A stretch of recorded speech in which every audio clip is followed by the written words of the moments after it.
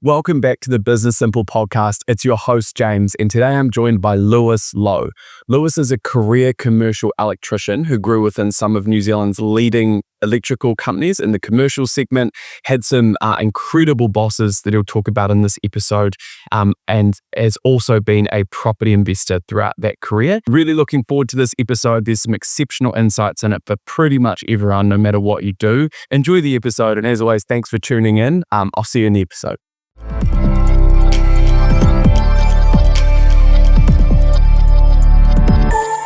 Why don't we kick off by talking a little bit about, I think, that story. You mentioned, obviously, the industrial, electrical, the property investment, all that kind of thing. That sounds really interesting.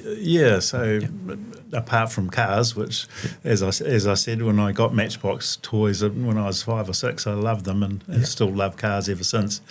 My career story is as an industrial electrician for Bob Stewart, the late Sir Robertson Stewart, at Hazeldean Road. Spent about 8 years there and then moved on to other jobs in the industrial electrical field. And way back when the electronic security industry was burgeoning, I got tapped on the shoulder and went and worked for a Wellington company called Aegis. They don't exist now. They went bust, but I spent 25 years in the electronic security industry, starting as a service technician, service manager, project manager, sales manager, and general manager of a couple of the local companies here in Christchurch. Yeah, cool. And along with that, and having a family, 3 kids, I also got involved in property investing, and that's been a lifelong thing for me since I began at 30. Sure. What kind of property investment are you doing? Is it commercial, residential? Just residential. Yeah, nice. And I tried everything. I've relocated houses, built townhouses, done up old houses. Yeah. And I've still got a small amount of that portfolio left. Yeah, nice. Yeah, cool. I've had this conversation with a few people that have come on because I have a lot of clients, friends, etc., that are very into property. I really dislike it. I know it's one of those ones where, and I think Christchurch is very like this is, you need to do something. Mm-hmm. I've done a little bit of flipping properties, and it can obviously be really fruitful if you do it well, but it's pretty high stress and things are always going wrong. And I don't envy the people who do it. It's their full-time gig. Look, I've never been a flipper because the one piece of advice I've given to anybody that's ever bothered to ask me and my kids is that property investment, if you buy an investment property and you're a true investor, you're keeping it for 10 years. Yeah. Otherwise, you're never going to get the gain. And over a period of, almost 40 years for me, the gains have gone up and down, but if you hang on to stuff for long enough, it always works out. Yeah. So flipping, that's for people that haven't got too many nerves. There's a bit of risk adversity involved in it. Maybe even I think about my friends who are really good at flipping properties, and maybe even a little bit of craziness might be. I think that those type A people have, probably they're doing it because of they might get scared. It might be their thrill. I think so. So industrial engineering and then securities, electrical. You mentioned Matchbox cars. Were you always, was it vehicles? Were they a consistent trend? So I guess right from being a kid, 5, 6, 7, I loved Matchbox car sets and toys, and then went on to slot cars. Scale Electrics was the thing in the day. And when I became a teenager at 16, I bought my first car, which was an Austin A40 Devon. It looks like a jelly mould car. But from that point on, every car I owned, I modified in some way. And the very first thing that I would do in those days was throw the exhaust system out and put a straight-through Colby muffler on, which was the thing of the day, and a bigger carburetor, and play around with heads. And so this went on for years and years and years until I had to get sensible when I had a family and a normal career. but through that time, I also had the odd car that I still always put some wheels and different things on. So I've been a petrol head all my life. One little story that I have is that prior to doing my time as an electrician at PDL, in those days you started your time in January. But Bob Stewart got me down to the factory prior to that and I was actually painting a boat that he had. And he said, do you want to go down to PDL Motors and help out? And at that time, they were building the now famous Mustang 2. Yeah, right. So I spent about 4 months at PDL Motors with Lyle Williamson as the gopher. Yeah. And I also had a little bit of experience in fiberglass work. And in fact, we were just talking about it at our board meeting last night. The very first day it went to Ruapuna, it was a little bit damp, and so Lyle Williamson said, rightio, everybody take your cars out and drive around the track. And that was the very first time I'd ever been on a racetrack in any sort of car. So I was hooked. And of course, then I was very fortunate to get a ride in that particular car on that day.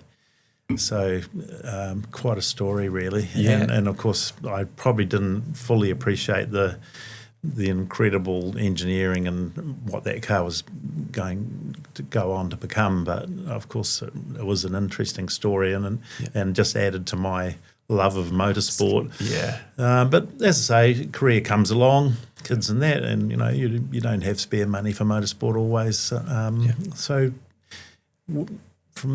in my very early 50s, my then teenage son Ryan said, look, I had bought a Mark I Cortina, which had been a race car, but it was pretty beat up, and I was just sitting in the back of the garage forever and a day.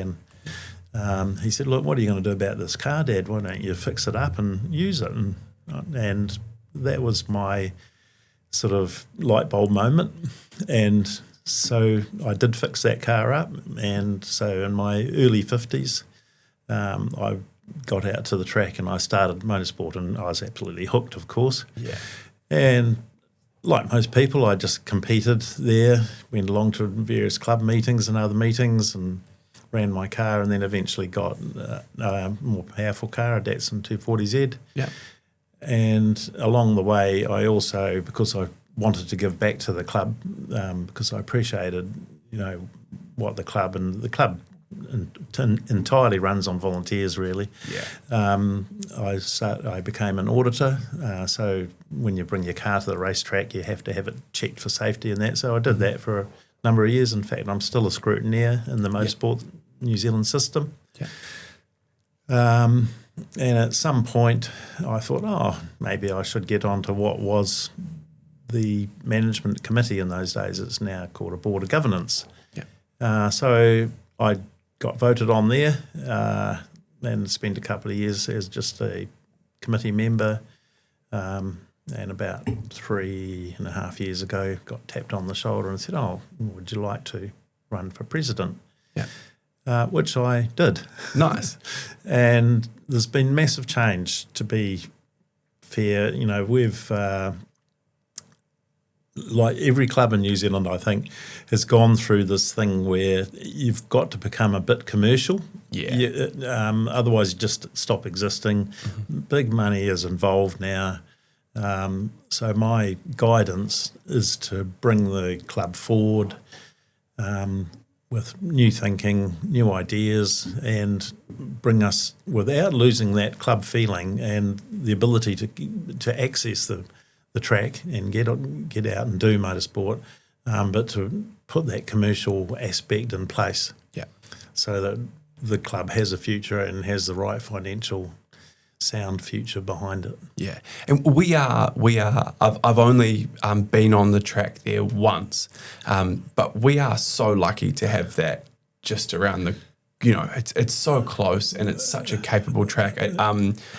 I wound up in a few hairy positions. I might have spent a bit of time on the grass when I was out there, but we're so lucky to have it so close and for it to be such a capable track. And the staff there are fantastic, and there's a really just a nice feel about being there. It's not too uptight. It's not too, everyone's safe and everyone looks after each other. But outside of that, it seems like it's just about getting out there and having a go and seeing what it's all about. And I know the track days out there are very highly thought of. I've got a lot of friends who go out to those. Yeah. And we are very lucky to have it. And so it's just about that. How do you protect that feeling whilst also you've got big responsibilities coming up in terms of, new events happening there and things like that? How do you balance both of those, I suppose? Yes, and that is the key element, and that really is the ethos of my thinking, is that we need to keep that club feel and vibe and that accessibility at the grassroots level. But we do need to move on and make it a business, and I guess that brings us to the Supercars story, really. Which is I'm very excited to hear this one. Yeah. So just to add some context, so Supercars for the first time, are they coming to the South Island for the first time next year, and it's going to be Christchurch? Yes, it is. Yeah. So they'll be racing at Euromark Motorsport Park, Ruapuna. Yeah. And it is the very first time that they've ever been there. Yeah, amazing. And the first time they've been to the South Island of New Zealand. Yeah. So it's a massive international sporting event. Huge, millions of people watch it on TV, of course. Yeah.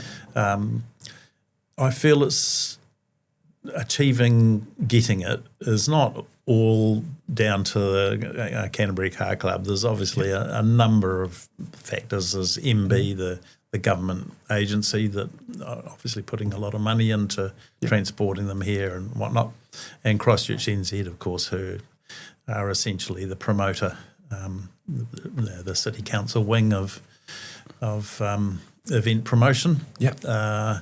But the Canterbury Car Club has a huge role because it's our track, and obviously that's where they're going to be. So it's a pretty important part of the puzzle. The story of how it began, it goes a long way back, about 3.5 years actually. Yeah. I was talking to the then management committee and I said, look, should we have a crack at this Supercars thing? And I'd been to the last meeting at Pukekohe, talked to Shane van Gisbergen and said, how about you guys come to Ruapuna? And he kind of said, yeah, Ruapuna would be a great place and all the rest of it. Yeah. And it got me thinking. And at that particular meeting, I got to visit and see a couple of the supercar people. But following that, I contacted Shane Howard, who was the the CEO of Supercars at that time. Didn't hear anything, didn't expect to. Probably about 10 months later, our general manager, Mark, got contacted out of the blue from Phil Shaw, the general manager of events for Supercars. He said, look, I'm in New Zealand for the first Taupo round. I might pop out and have a look at your track. Yeah. And so anyway, Phil came out and I took him all around the place, and he took a heap of photos and all the rest of it. And he went, okay, you can view just about all this track from everywhere around the track. It's quite unique. Many tracks just don't have that ability, They've got trees and buildings and ups and downs and things. So he became a little bit interested then. Yeah. It was a bit hard to read. Yeah. So, probably a couple of years went by, and then they said, look, we're going to bring our team out. So they brought their safety team out, started to have a look around, and from that point it's, that's where it went forward. Yeah, cool. So the story there becomes a little complicated for the Canterbury Car Club, because they did an assessment of the track and our facilities and things, and come back and said, look, there's a whole heap of safety stuff that we need you to do out on the track. And this stuff that we had in our 10-year plan, things like tyre bundles, curbs, gravel traps, fencing, things of that nature. So anyway, we got a hold of their list, and by this time we were aboard. We had a look at it, and we did some sums and come up with a number of about 1.2 million. Yeah. and we certainly didn't have 1.2 million in our bank account. Yeah. So the head scratching began. As you can well imagine, how are we going to find 1.2 million? And the bigger question really was, do we want the supercars thing? Well, hell yeah, we're all petrol heads. Of course we want it. Yeah. What a fantastic opportunity. Yeah. We're not going to let this one go. Yeah. So alongside of that, we had been working with the fundraising agency and had a fundraising program underway. Yeah. And that was starting to, make some results. In that process, we'd employed Lydia Tate, our partnerships coordinator, who is working, with funds and trusts and things. And so there was a little bit of a trickle of money coming from there. Through Christchurch NZ, we were introduced to the correct people in the Christchurch City Council and applied for a grant. And the Christchurch City Council gave us a grant for the safety improvements. Nice. Not all the money, but 500,000. Yeah, sure. It's a big step in the right direction. It's a big step in the right direction. Yeah. We negotiated an upfront fee with Supercars. Yeah. So we kind of are getting close to the money. Yeah, nice. We've had probably the biggest thing, which has surprised me even, is that the number of people that have come forward and done things in kind. Yeah. Which has just saved us a lot of money. Yeah. So there's people just offered to do bits of the work, things like a truckload of gravel turns up. Yeah. Our neighbours, ProTrans, they felled some large pine trees that were becoming dangerous for us, no charge. Yeah, right. Just come and do it. One of the massive things that we have to do is make tyre bundles. Yeah. That's about 30 tyres that have to be punched, bolted together. Yeah, right. And then located around the track. Yeah. Probably the key thing, because the supercar guys weren't happy with our earth-filled tyre walls. Yeah. If you hit them, they're like concrete and they really mess your cars up and they're not very safe. So they wanted the tyre bundles, empty ones, put in front of a lot of those areas. So our task was to make 450 tyre bundles. Yeah, right. So currently we have 2 people working full-time doing that. Yeah, right. Crazy. And is that as simple as it thinks? Like you're just bolting the tyres together and no, I'd imagine. I'm thinking there's going to be a lot more to it. It's an absolutely hideous job because of course you have to punch holes in the tyres, and as you can imagine, they're tough. Yeah, so we have a machine specially to do that, and then you bolt them together. Yeah, right. So it's labour intensive, but we've got a couple of nice guys out there doing that. Yeah, nice. But the interesting thing was, now we need 16,000 tyres. Yeah, I was going to say I've got 4 of them on my car downstairs that need to be replaced, so I'll be able to bring those out for you. So the logistics of that, but fortunately Lydia, she worked through with TyreWise, which is the government organisation that handles the recycling of tyres in New Zealand, and another club member picks up tyres for us 2 times a week from various tyre places. Yeah, and they're used, of course. Well, there's an interesting story about that. I had a number of the council ladies in my car when we were driving around, and one of the ladies said, "Oh, gee, I hear you've got to put a lot of tyre bundles." Well, gee, that's expensive, isn't it? Because tyres are quite dear, and I had to assure her that we weren't using new ones. There's enough old ones around. And they were actually quite excited by the fact that we were recycling tyres, because it's a massive problem. What else do you do with them? What do you do with them? In the North Island, they burn them in the cement factory, but South Island, I think they're just storing them, and I don't know where they go ultimately. Yeah.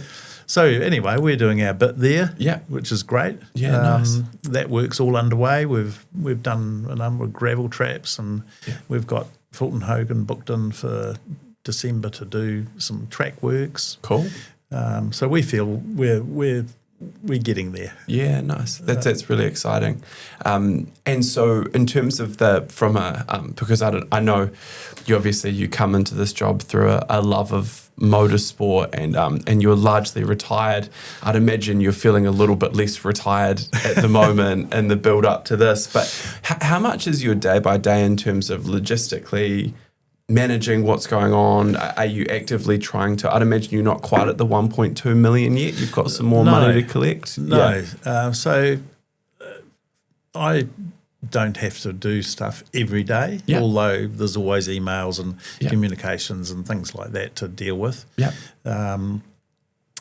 One of the things that I've concentrated on is building networks of people and people like yourself, actually. Yeah. And I really appreciate you inviting me along. Pleasure. It's great to get the message out there. Yeah.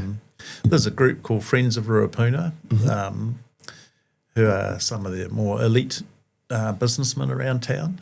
They've underwritten us for some money if we fall short. Yeah, cool. Which is fantastic. Yeah. And just generally talking to people. I see people out at the track and we chat to them and they start to appreciate that no, the government, we didn't get $7 million from the government, or any of that $7 million that they've put up. So I think that networking has been probably the key. Yeah. We've got a new membership proposal which we'll be launching in December. Exciting. It's really exciting, actually. It's probably the biggest thing for the club that we've had for years, and it's a gold and platinum membership model, which gives people, it's limited to 100 individual members and 5 corporate. Yeah. And those people are really going to get some great benefits. They're going to get some tickets for things, they get some apparel, but more importantly, they're going to get access to the track at times that other people wouldn't be there. So right. And it's a bit of a mixture of things, because obviously we get back to that. We've got to support the grassroots guys. Yeah. But to enable us to get enough funds to continue on and upwards with the club, we need to tap on the shoulders of those that will pay a bit extra for some exclusive days. So, that's launching in December, and it's going to be quite a big event. Yeah, nice. That's really exciting. And so that's just like I'm assuming just almost like a gym membership, like you pay a certain amount per month and you get access to certain times? Or? So cool. The deal is it's $7,500 to join. Yeah. It's going to be 100 members, essentially, individuals. And $5,000 a year to maintain your membership. Yeah, nice. Very similar to the things that Tony Quinn's done with Highlands and Tapo and all that kind of thing. Yeah. And you'll get your normal test days, they all become available in that package. Yeah. You get access to a lounge and some food when you come out for your individual days. Yeah. So those people will get special race day, or not race days, but track days. Yeah. They can bring their cars out. Yeah. So it's actually, I think, will be a very popular thing. Yeah, it's great value. Yeah. Yeah. And that will certainly make up the balance of the money we need to get this track sorted out. Yeah, nice. And of course, then we've got the ongoing projects from that point. That was what I was going to jump to. Is I know I saw a video of kind of the long term vision for the track and what you guys are looking to do there. And this very much is just phase one of getting it ready for the supercars, and then you can go on to the next thing. Yeah. So there is a bit of misunderstanding in the fact that people think that we're going to do all that before supercars turn up, but that's our 10-year plan. Yeah, and that video is awesome. Yeah, we've developed that 10-year plan over the last couple of years. Yeah, and without doubt, that's where we're heading. But it's all not going to get done tomorrow. Of course. One of the key parts about it is that supercars, contrary to popular belief, are quite happy with our off-track facilities for their initial rounds. Yeah, we would really like to keep them coming. Obviously, it's a 3-year deal initially, but we'd like to see them come as a permanent fixture to Ruapuna. Yeah. It would be great. And to do that, we understand that we're going to have to upgrade some of the facilities, and in particular the pit lane complex. It's essentially a bunch of carports. So that is high on our list. Yeah, sure. And we actually have architectural drawings underway with that right now. Yeah, and it looks beautiful. It looks, it would be. But I'd imagine that wouldn't be a cheap project to complete. No. And so we'll talk about money again. As president, that seems to be the consistent thing. Where's the money, Mr. President? But so we'll get some support from a number of people. And, donations are where we're heading with all of that. And hopefully there'll be affluent people and others who will donate. And every donation counts. We had a donation of $20. For me, that was probably the best one of all. Because it was somebody that could just afford $20 and put it in, to our account. And I thought that was just awesome. So the thing about it is, for us to make a spare $20 in the club, we probably have to spend $100. Of course. Through an event or that kind of thing. So it's really great. Donations are just the best thing. So hopefully we'll get plenty of sponsors. Some business people that love motorsport. And they'll come to the party and help out with initially the pit lane complex. That's probably the thing that'll attract the supercar teams more than anything. And we'll get that done by maybe year 3 for supercars. Cool. That's awesome. That's the plan. Nice. And talk to me about, because I obviously growing up in Christchurch know it as Ruapuna, because that's what even. But the naming sponsorship with Euromark, and obviously Euromark's a very reputable punter. How were you involved in facilitating that? No, so Mark, our general manager, has been involved with that with Angus Cochrane. And we really appreciate his support with that. Over the years, there's been a number of naming sponsors. Mike Pero. Of course. You're Power right. Built. And so at the moment it's Euromark. And we're calling it Euromark Motorsport Park Ruapuna. Mainly because that Ruapuna name seems for most people like yourself, that's the name that you know about. But we have to thank our sponsors. Of course. Absolutely, they're bread and butter for us. Yeah, for sure. Nice. And so, what are the things? So you're pretty much there as far as the safety stuff goes for next year. Is that right? Yes, it's all planned and that'll be done. In terms of the other infrastructure, Supercars arrange all of that. So they'll bring in temporary stands, which will be all around the track. Because the stands that we currently have don't comply, so they'll be coming down.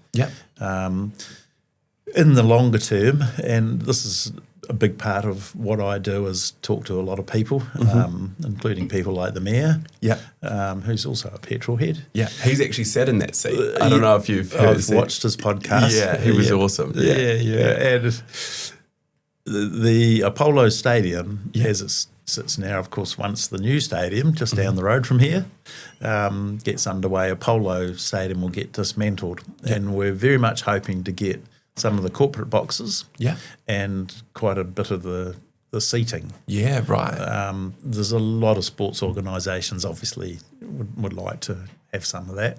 But we'd like to feel that if we could get some of that and get some more permanent structures around the track, that'll be great for everyone that comes to the track. Of course. Especially with that visibility thing you mentioned, if you had some corporate boxes and things like that, that'd be awesome. And that's part of our plan, I guess, and that's another part of the fundraising strategy, is to have facilities. At the moment, you've been to the track, it's pretty barren.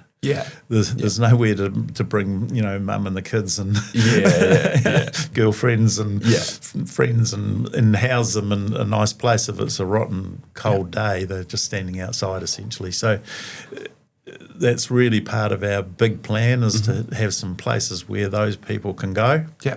Where corporates can hire a facility and bring their team. Yeah.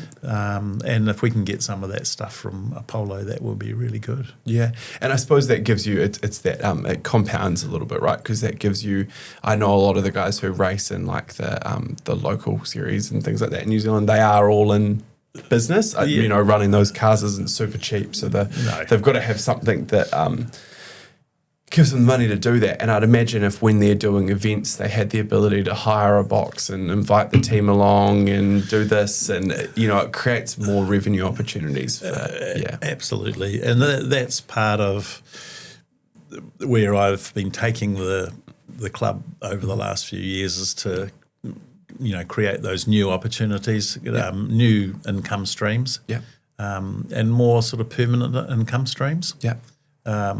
It'd be fair to say that the club has done very well. But as a non-for-profit, we haven't targeted getting a whole heap of money in the bank. It's just been an ongoing, money in, money out. So Supercars has really changed the game. I think it's been the catalyst for a lot of things. So people have, popped out of the woodwork and gone, how can I help? Well, it adds so much. It's such a credible, reputable event. So it's big, and probably most people don't realise how big it is. The girls at Christchurch NZ are telling us sort of $10 to $11 million into the economy, which kind of brings us actually full circle about some of the things with Canterbury Car Club, is that we made the decision not just for the club, but for the community, because we realised how big it would be for Christchurch, and obviously, we're a club that's been around for 76 years. And it's part of our giving back to their community. Most people don't realise that for all our own events, we don't charge for under 16s because we love the families to come. They're the future racers. We want to indoctrinate them as early as possible. We want to capture them, and that's what happens, is that we see families. One of the projects we're working on now, and if somebody would just put their hand up, is we really need to rebuild our playground. It's well and truly had it, and we're having to dismantle it because it's beyond use. But if somebody would like to help us out with a new playground, that would be fantastic. Interesting. Because and we do a lot of community stuff that, although we're petrol heads, under our environment court rulings in terms of noise, which is another whole story, our Mondays are a quiet day. So we have kids on bikes. We have kids running around the track from schools, people walking around the track, doing that sort of thing, and that's kind of part of our giving back to the community. But some of the other community activities we have is probably the guy at the front, Ormsby Motorcycles, doing the motorcycle training. Carl Celeste, he's got the car with the wheels that stick out the side, and he trains people, and driving skills has become really big with places that have a lot of cars, like Customs were there the other day. They had about 20 trucks. And, they all get to go out on the track and learn some skills that make it safer for them to drive around. Awesome. There's a thing that scares the bejesus out of me, is a massive truck that's got like trainer wheels like you would see on your first bicycle. But the trainer wheels are like huge. And it's a tanker. And they send people out there, and of course the water slops around in this tanker, and that gives the drivers that, they figure out how to control a situation like that, and this thing tips over onto these side wheels. Oh, it's scary. But, so all that extra stuff we're doing, it's obviously we're all about motorsport. Of course, we have motorcycles. There's drag races. Some of our big events are like Chrome. One of the things that we're trying to develop, Christchurch is a little bit notorious for having a boy racer problem. I'm sure that the bad ones of them are very few, but there's a lot of car enthusiasts. Yeah. And when they come to an event like Chrome, obviously they can go and drive around the track in a controlled manner, as you have done. Yeah. And also we have a skid area where they can, do some burnouts, and we're going to develop that a bit more because we understand, that we've always wanted to do that. Yeah. Back in my day, the ramp car park at New Brighton was our Sunday go-to. Yeah, yeah, nice. And we'd all park there and line up, and unfortunately our cars didn't have much power back then, so to do a skid in them, it wasn't not as easy. Yeah, probably not as exciting as some of the stuff you'd see out on the skin pad nowadays. Skin pad, And of course, one of our other brands is Drift South. And that is wholly owned by Canterbury Car Club. Yeah. And drifting worldwide, of course, is a massive sport now. And so we do a bit of that too. Yeah. Yeah. I know a few people that do quite a lot of drifting and things like that out at Ruapuna. Yeah. And once again, like you've got these great connections that would probably come through this motorsport thing. Yeah. Absolutely. Yeah. Yeah, awesome. And so what is your, if you look at maybe the next, I know you've got your 10-year plan, but if you look at the next 5 years, where do you see Ruapuna? Where do you see you guys? Obviously, you'd want to redeem with Supercars. How do you see the facilities? What's kind of next? So Pit Lane Garage is probably our first project. Yeah. That'd be fantastic if we could get that up and running in the next couple of years. Yeah. There's a building there that used to house Motorsport Solutions that we'd like to convert to what we'd call a supporters lounge. Yeah. We don't actually have we have a club rooms, which is a converted tractor shed. Yeah, yeah, sure.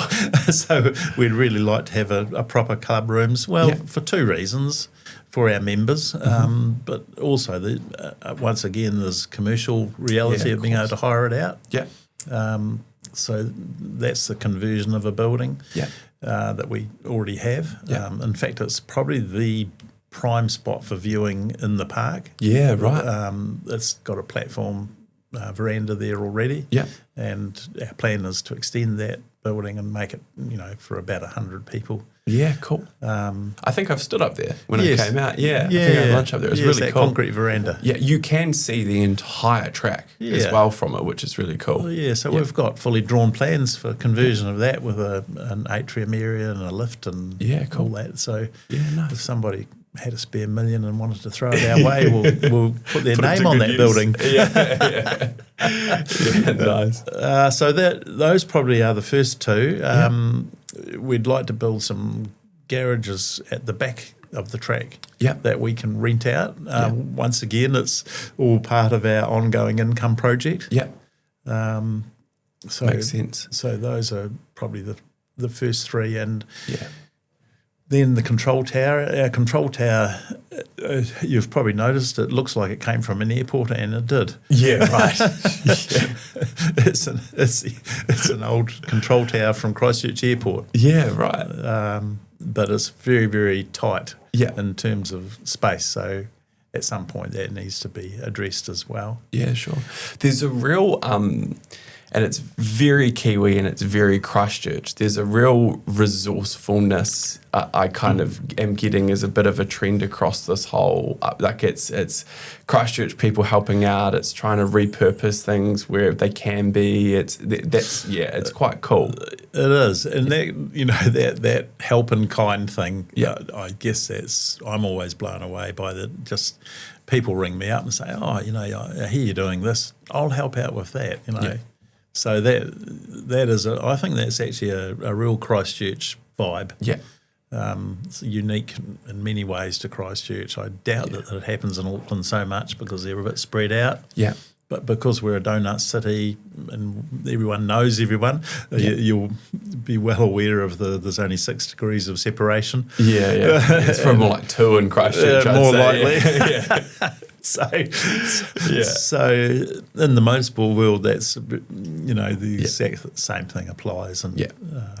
And I think that the thing about supercars is that because it's such a spectacle and it's pretty well run, it attracts not only petrol heads, Yeah. but a lot of other sporting people. Yeah. And, having it in Christchurch, you've got an airport down the road. Obviously, people can hop on a plane from Australia because it is an Australian series. Yeah. And the big thing will be that they'll come to Christchurch and hopefully grab a camper van or a rental, and they'll go and have a look at the rest of the South Island. So, I think having it in Christchurch makes logical sense. And it's amazing for the city, where you think a lot of the people that will come over for this, if they have been to Christchurch before, it might have been pre-earthquakes or when we were in the rebuild. And Christchurch is becoming a serious player from a tourism perspective as well. Oh, absolutely. Yeah. So when we talk to Christchurch NZ and, start looking at all the events that are coming, Christchurch has got it going on. There's just no question about it. Yeah. Plus, I think economically we're better off than most of the major centres. So my time in Christchurch and looking back over all the years and obviously being involved in property is that we don't experience the downward trends.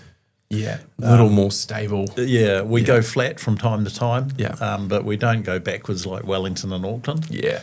So there's a much, as you say, a stable platform for people to live in Christchurch. Yeah, we do a lot of work in property through and Auckland is showing some signs of life, to be fair now, but it's COVID was 2021 and that boom was sort of for a year after that. So there's been a few years there where I think some people have been doing it pretty tough up there. Yeah. Wellington, we haven't seen much.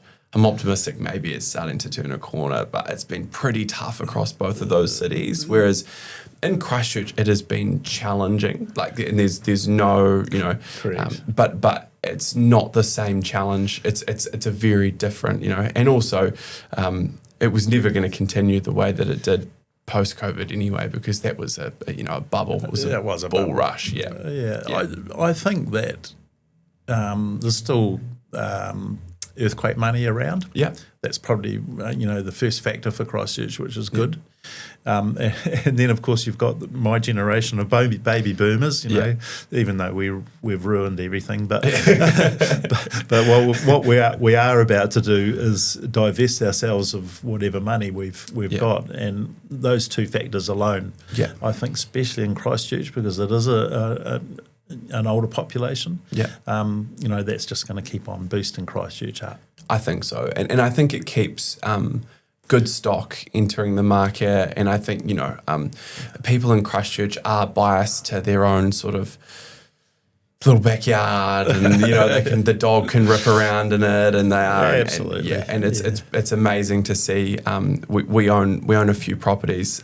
It'll be a couple here in Christchurch and one up north. And it'll be really cool to see. We're quite spread across land, standalone, some stuff that's a little bit smaller. We've even got an apartment coming in the next sort of 4 weeks, which will be finished, and that's just opposite the stadium. Yep. So it's cool to see the sort of the way Christchurch is heading with this more diversified offering, and you've got all this infrastructure in the city now.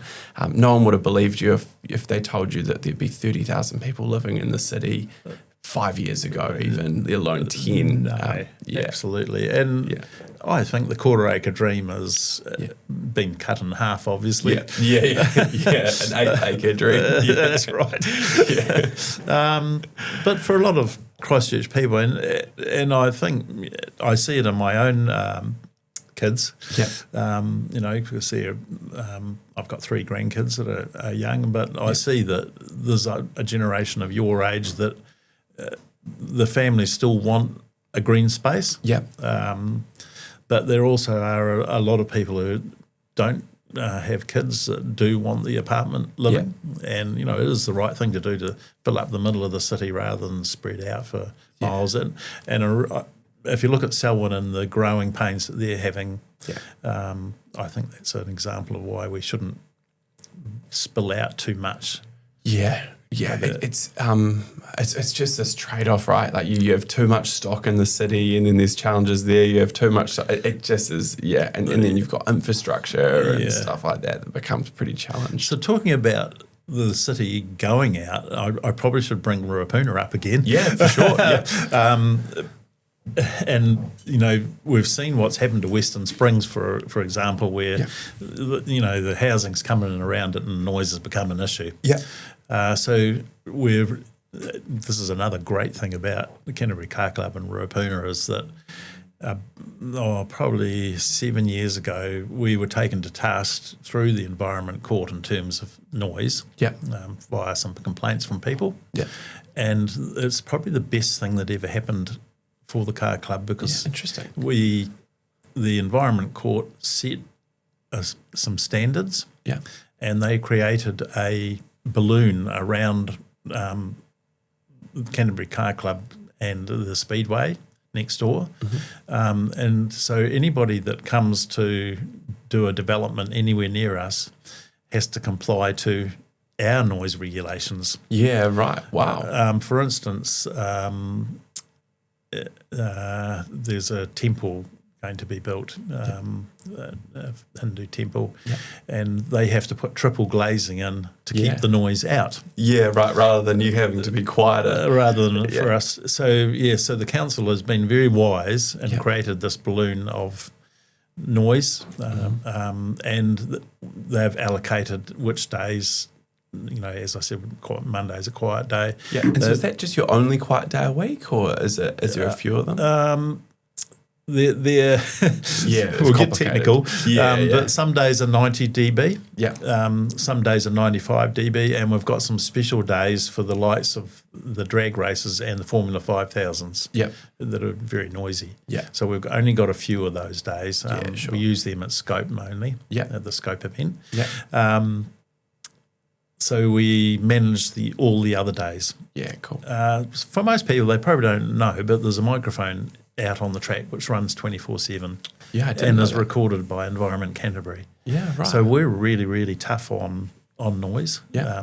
If our guys out there hear a noisy car, they go out and say, "Hey, look, this is exceeding the limit." Yeah. It's actually the same for every racetrack in New Zealand. 95 dB is the limit. Yeah. And people do pop over it occasionally. We just give them a friendly reminder. Yeah. But so there are a number of events, as you say, you've been to Christchurch track days, and they're all road registered cars. Yeah. So obviously they comply to NZTA. Yeah. And they're not a problem. Yeah. And our whole structure of days is very set. So the weekends we're allowed, the weekdays it's completely set. So when our general manager makes up the year's timetable, he has to fit all the events into those days. So they're actually very valuable. Yeah, right.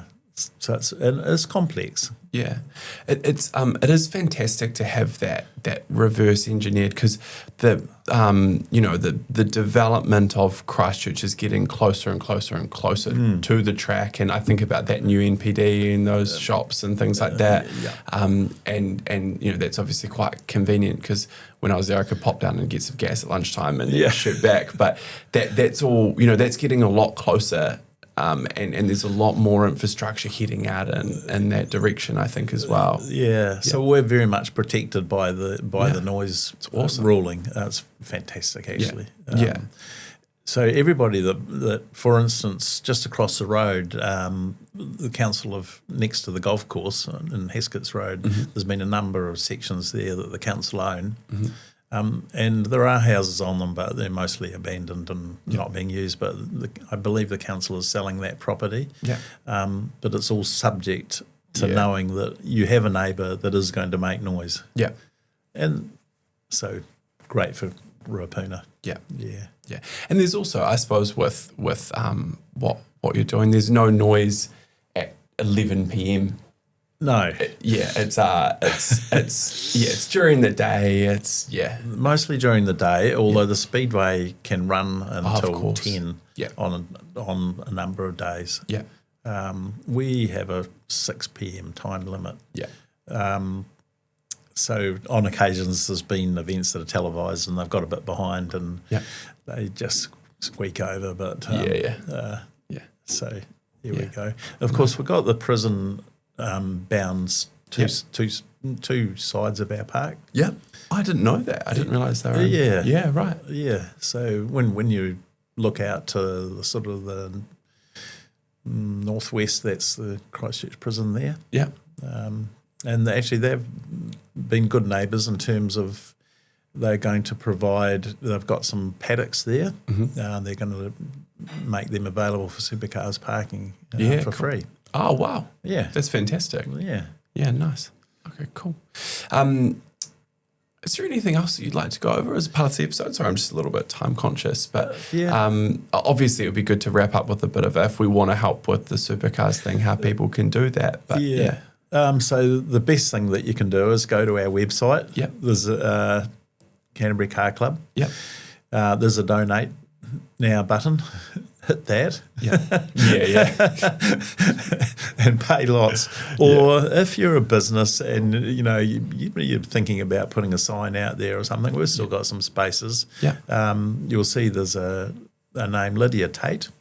Contact Lydia, and she'll sort you out and get you started on getting a sign. Yeah, nice. Or some kind of sponsorship. That's the best thing. And of course our upcoming gold and platinum memberships. Yeah, I was going to mention that. That sounds like something to hang out for. So that's released in December, and that'll just be through your website? So we have actually let our membership base know.